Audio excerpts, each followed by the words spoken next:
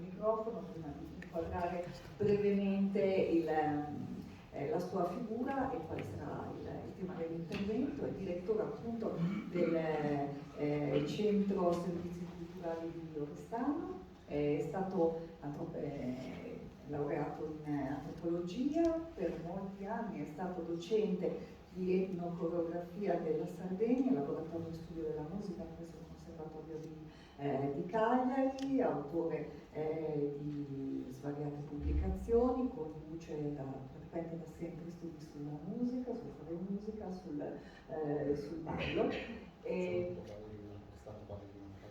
anche ballerino a lungo, quindi dopo prenderò qualche lezione. Marcello Maras tiene una relazione sulla tematica, il titolo è Il ballo comunitario in Sardegna, dalla piazza al palco e dal palco alla piazza, quindi questa parabola, questa traiettoria che il ballo sardo ha percorso nel corso dei decenni, partendo appunto dalla tradizione a un nuovo approccio e poi uno studio, una rielaborazione che ha fatto una rotta sui suoi passi, il ballo sardo così. Buongiorno a tutti, grazie, dico subito una cosa, sono molto emozionato di essere in questo spazio, perché questo spazio del BIS per me rappresenta una buona fetta della formazione che in tutti gli anni, soprattutto nella mia giovinezza, ho fatto qui dentro, incontrando il mondo dell'antropologia, incontrando l'antropologia visuale da tutti i continenti e soprattutto incontrando nel personale di una grande ospitalità, di una grande competenza sempre. E quindi essere qui mi fa molto piacere, mi emoziona tantissimo perché veramente, ripeto, devo tanto a questo spazio e a questo luogo. Lo dico ai più giovani, soprattutto se siete anche inglesi, ce l'avete in casa, utilizzatelo perché fa sempre bene venire qua. Lo dico perché l'ho provato e l'ho vissuto e so quello che mi ha dato. Detto questo, arrivo alla parte più complicata, perché nel tempo che abbiamo, giustamente, io non dirò niente sul ballo in Sardegna, perché parlare del ballo comunitario in Sardegna tocchiamo un mondo ovviamente complesso, ricco, con tante variazioni, e siccome è una cosa viva ancora oggi, è in continua evoluzione e trasformazione e soprattutto, siccome è una cosa viva fatta dalle comunità, per questo che è un ballo comunitario, vive insieme alle singole comunità dei vari paesi della nostra terra e insieme a quelle comunità si è sempre trasformato per questioni interne e per questioni esterne. Quindi troviamo subito il fatto che noi balliamo come i nuragici, così impariamo un sacco di storia, perché i nuragici ballavano, ma noi non lo sappiamo come ballavano, sicuramente. Possiamo iniziare a parlare di ballo comunitario sulle prime tracce che abbiamo di alcuni documenti e fonti, e queste fonti però ci portano relativamente vicino perché partiamo dal 1400-1500, ma non troviamo la descrizione dei balli, e troviamo soprattutto nei simboli dei vescovi qualcosa che dice che Sardegna avvisano prima i sacerdoti di non partecipare ai balli durante le feste campestre. 2, lo troviamo dal 400, 500, 600 sino anche all'inizio del 1900, i vescovi che dicono fate ballare fuori dalle chiese. In occasione delle feste campestri non fate ballare dentro le chiese, possibilmente neanche nel sagrato, davanti alla porta. Voi sapete bene che ancora oggi in tutte le feste campestri si balla praticamente sulla porta della chiesa. Questo è già un primo indicatore di quanta importanza avesse e ha la danza per la comunità sarda, perché se si fa nel luogo più sacro partecipavano anche i sacerdoti, è un qualcosa di importante. Poi chi ci racconta qualcosa di questi balli comunitari? Ma non sappiamo ancora che musica, non sappiamo ancora esattamente come si svolge il ballo. Sappiamo che i sardi ballavano, dal 700 in poi, dal 1700 in poi, abbiamo quelli che chiamiamo i viaggiatori, e iniziano a raccontarci perché appunto, come quando gli antropologi sono andati nelle altre culture che riscrivevano anche le cose un po' molto diverse dalla propria cultura.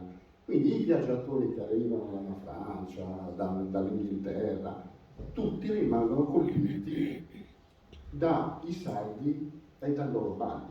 Questi balli diversi vanno in cerchio, ripeto, non sappiamo se è esattamente lo stesso cerchio, anche perché la figura del cerchio è abbastanza comune nelle danze non sarde, praticamente in tutto il mondo. Quindi non facciamo subito l'associazione che hanno visto il ballo che non l'ho visto niente, hanno visto i sardi che ballavano come comunità, perché questo è uno degli aspetti che colpisce maggiormente. I sardi ballano tutti assieme, le feste, e allora questo lo ritroviamo, le feste ancora oggi, le feste campestre, le feste paesi, il carnevale che viene citato anche in queste fonti dell'Ottocento abbondantemente, i matrimoni, sono tutte fonti che ci dicono i sardi si ritrovano a ballare. E il ballo è qualcosa del divertimento? No, è qualcosa di molto serio. Cioè è fatto perché è importante all'interno delle dinamiche di quella comunità. Ha delle regole, alcune regole ci vengono anche raccontate e alcune di quelle regole sono sopravvissute sino agli anni 70, in qualche caso anche 80 del 1900. Cioè la posizione, l'invito al ballo delle donne, che la coppia non si può spezzare, nessuno si può permettere di spezzare una coppia. Se io e Carlotta balliamo assieme, può arrivare anche mia moglie, ma la mia ballerina è Carlotta, mia moglie se vuole si mette il mio braccio sinistro, non il mio braccio destro, e viceversa. No? Quindi questa regola è rimasta in piedi al mio paese ancora. In altri luoghi un po' più difficile, però è abbastanza rimasta in piedi. Quindi vediamo che troviamo delle tracce continue, ma sempre con molta attenzione. Noi dobbiamo raccontare, prendendo l'asse del tempo, ogni volta che facciamo una foto, dire dove siamo in quel momento e che cosa c'è in quel momento. Quindi, riprendendo questo quadro comunitario, noi iniziamo ad avere descrizioni interessanti dal Novecento in poi, e soprattutto con l'avvento della fotografia e ancora di più con l'avvento del filmato e la registrazione sonora. Allora iniziamo a capire le musiche, e quindi possiamo anche vedere come cambia la musica. Come detto prima, il fatto che una comunità non è statico nel tempo. Le trasformazioni ci sono di continuo. La racconto una perché è quella più facile da capire. Chi oggi può dire che l'organetto diatonico, l'organetto, Giusonette, non sia parte essenziale dei nostri balli comunitari? Nessuno in Sardegna può dire una cosa del genere oggi. Però sappiamo benissimo che l'organetto arriva, viene costruito dal 1860 in poi, inizia a arrivare in Sardegna dal 1870 in poi, e questo è anche molto interessante perché dice sempre che siamo sempre invitati sulle cose. Dal 1890 è perfettamente riconosciuto come strumento della tradizione del ballo comunitario. Anche qui è stato accolto così favorevolmente da tutti.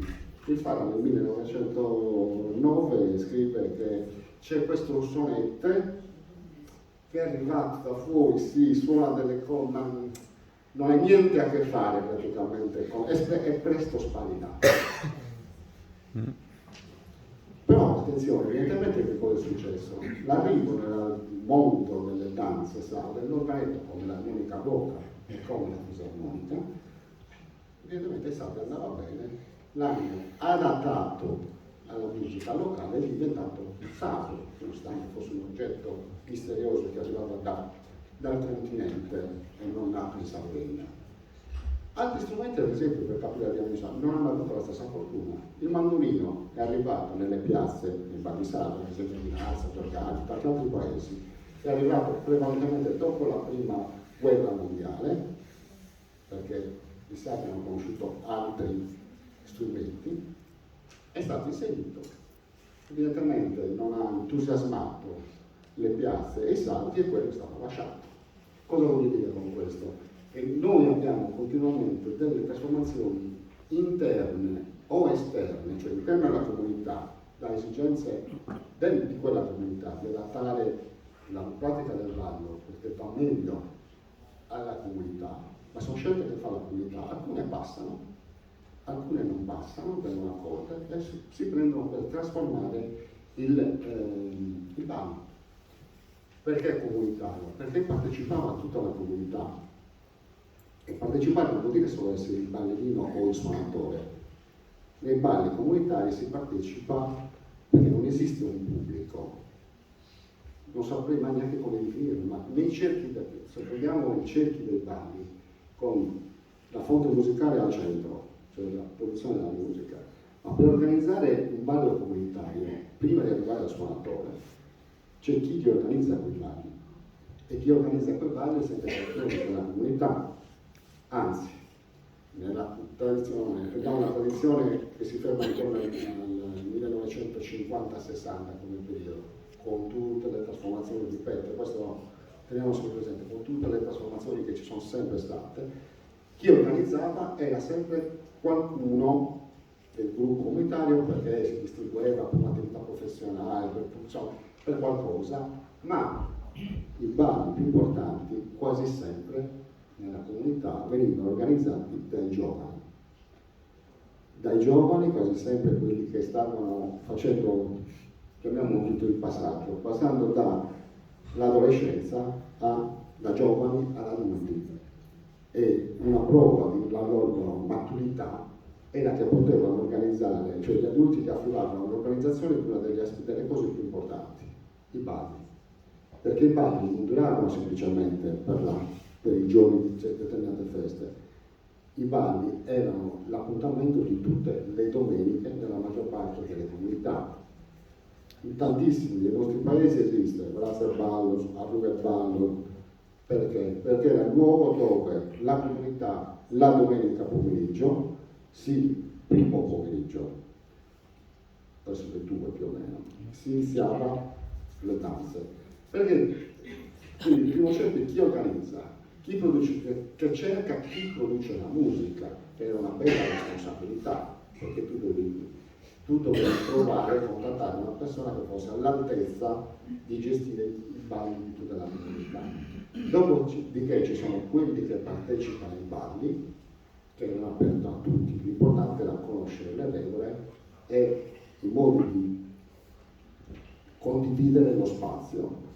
Non mi soffermerò sulle tante varianti di ballo che abbiamo in Sardegna, perché sennò ci vogliono 4 giorni solo per elencare i titoli dei balli che abbiamo in Sardegna, i nomi dei balli che abbiamo in Sardegna, e con variazioni da paese a paese anche nelle regole, con variazioni coreutiche da paese a paese, con variazioni da occasione a occasione, perché in tanti paesi ci sono danze comunitarie svolte in un determinato modo per la festa del patrono, balli con la stessa musica a volte, ma con una coreotica diversa in base all'occasione, per esempio i balli del carnevale che hanno la stessa musica degli altri balli, ma movimenti di danza diversi, a volte anche passi, o balli della stessa comunità che a carnevale hanno dei balli dedicati come musica, come modo di ballare, come passi,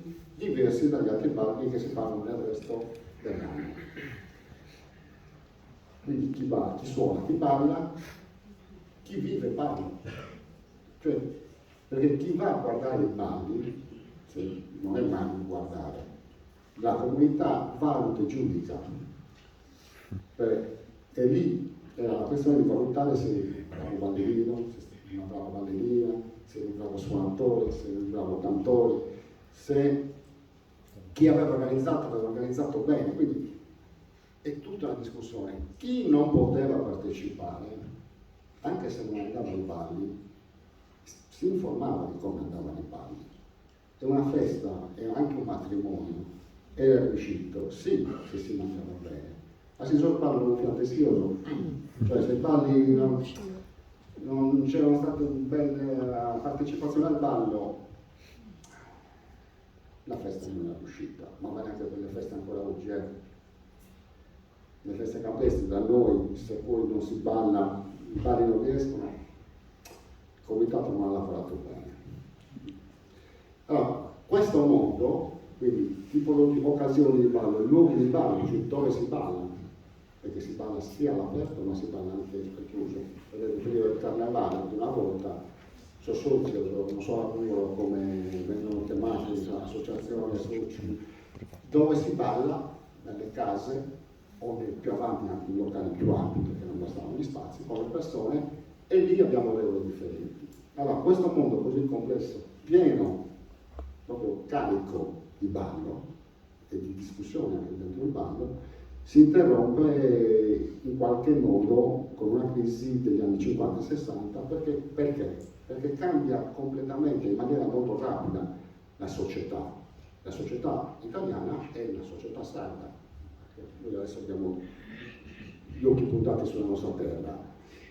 Come cambia? Beh, cambiano le professioni, perché cambia il tipo di economia. Faccio un esempio proprio legato ai balli. Mario Feura di Senele, suonatore storico di questa comunità, ha iniziato a suonare nei primi anni 60 e lui mi ha detto, Saspianza, che era il comitato che organizza il carnevale, la prima volta che è venuto a contattarmi mi ha proposto il contratto e il contratto è stato fatto in starilli di grano. Io che ovviamente ero giovane ho chiesto, sì, il contratto lo facciamo in starilli di grano, ma voi non mi date il grano, mi date, fate la conversione in valuta, dal grano passate ai soldi, ok? Però siamo lì, cioè anni 60 ancora il comitato proponeva il contratto in starilli di grano. Il mondo cambia, cambiano anche i ritmi, perché uno ci abbiamo sempre di più al mondo, perché negli anni 50, alla fine degli anni 50 arriva la televisione, prima c'era anche la radio, ma la televisione ci fa fare un grande salto nel guardare gli altri, ma anche nel tenerci di più a casa.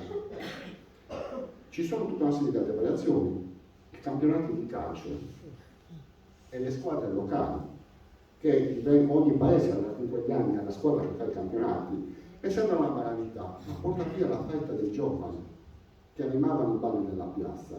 C'è anche un periodo dove noi iniziamo a rifiutare alla sala, ci vergogniamo di quello che abbiamo ereditato. Quindi c'è anche un po' una piccola parte si la difende, ma ci sono tanti giovani che vanno a fischiare i suonatori di ballo salvo, perché poi è liscio, e vuole il valzer, vuole i buchi, no? Negli anni 50 è successo in tantissimi paesi, si ripete in tantissimi paesi. Quindi c'è un momento di, diciamo, cambio, di transizione.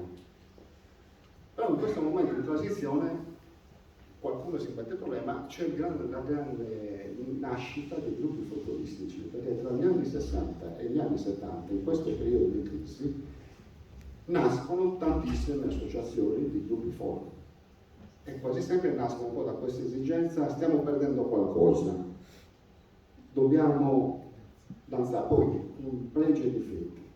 Ovvio che i gruppi folk, io dico sempre, sono una rappresentazione, quando va bene, della tradizione, non sono una tradizione, per me, questo può essere contestato, però sono una rappresentazione.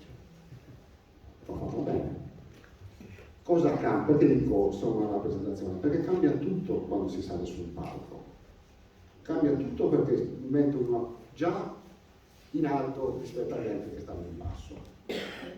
Cambia tutto perché diventa uno spettacolo, la gente sta, come siamo in questo momento, io sto sul palco e voi state di fronte. Ma nel ballo in piazza non c'è un avanti e indietro, un lato, no. Io mi posso mettere in qualsiasi punto della piazza ed è sempre un punto ottimo. Anzi, a volte uno si sposta anche se vuol capire alcune cose che succedono nella piazza. Quindi questa è una grande variazione. Altro, le coppie sono determinate. Cioè, si sa bene chi sale sul palco, si sa bene chi balla con chi. Quindi manca tutta quell'imprevedibilità che c'era nella formazione di un ballo in piazza, che io potevo scegliermi la ballerina, o che la ballerina poteva scegliere il ballerino, perché c'è anche questo nella tradizione, e che potevo rifiutare un ballo che potevo accettare. il ballo lo decideva il suonatore. Il suonatore decideva che balli si suonava, non era il capogruppo che diceva la scaletta del disco è questa. I balli avevano una durata completamente diversa, sul palco il ballo è contratto, molto contratto, si sa bene come inizia, si sa bene come finisce, se succede qualcosa di diverso abbiamo sbagliato, è successo qualcosa.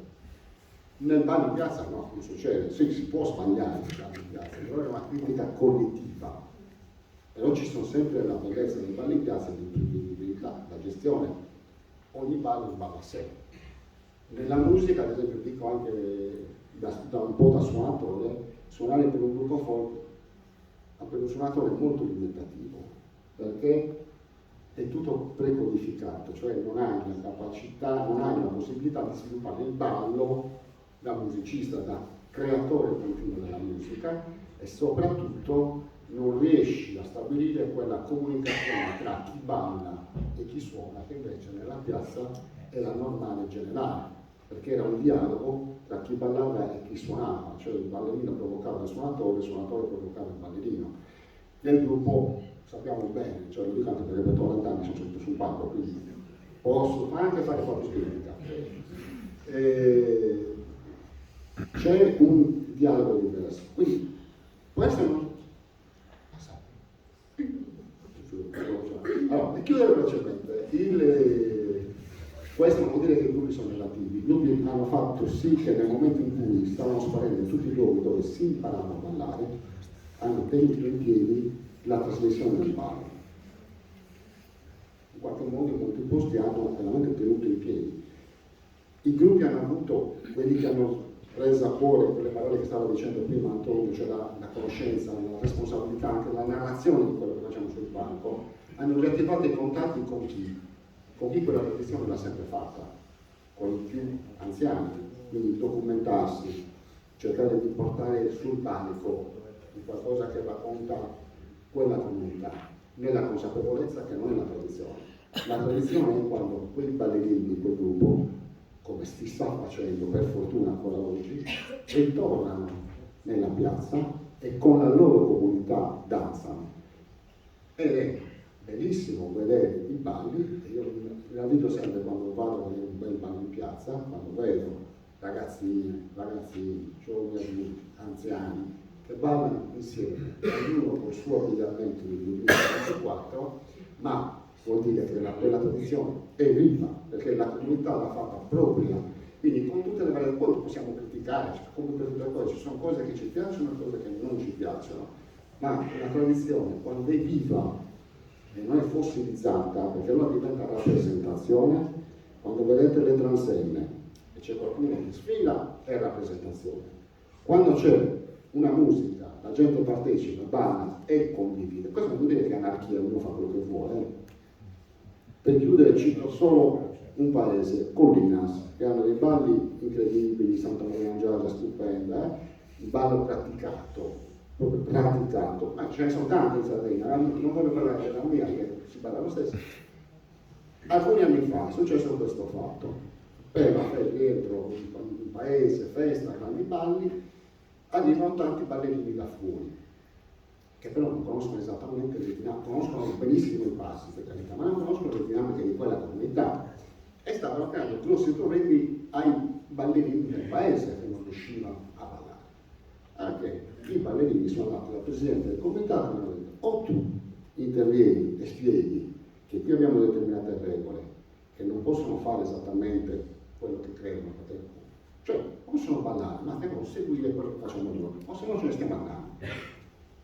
Allora, queste per me sono le dimostrazioni di una comunità, di un ballo comunitario, cioè comunitario c'è anche un problema, lo risolviamo, perché se quel ballo non riesce per la comunità di Colinas, come per tutte le altre comunità che lo praticano, è un qualcosa di negativo, perché stai, come dico alla serie che sei grande su gambi, cioè hai rotto il filo dell'inizio del ballo e questa cosa non è riuscita. Siccome è comunitario, riesce quando tutti possono fare il ballo. Scusate se mi sono dilungato, ma non ti ho detto niente. Buona giornata.